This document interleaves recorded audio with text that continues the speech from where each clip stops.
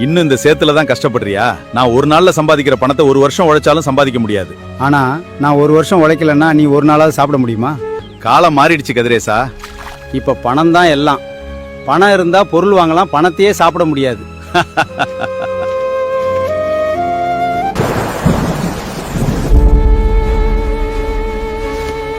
எங்கே sir, lorry எதுவும் வரல. அப்பா, இன்னைக்கு சாப்பாடு இல்லையா?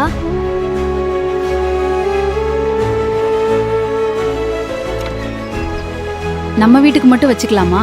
நம்ம வீட்டுல மட்டும் அடுப்பு எரிஞ்சா போதுமா? எல்லாரும் எடுத்துக்குங்க. கதிரேசா, பணம் தர்றேன், கொஞ்சம் அரிசி கிடைக்குமா? பசிக்கு விலை பேசக்கூடாது. நான் பணக்காரன் நினைச்சேன், இன்னைக்கு புரியுது. உணவை உருவாக்குறவன் தான் உண்மையான செல்வந்தன். இந்த சக்கரம் இல்லாம வண்டி ஓடாது. ஆனா இந்த சின்ன அச்சாணி இல்லைன்னா சக்கரமே சுத்தாது.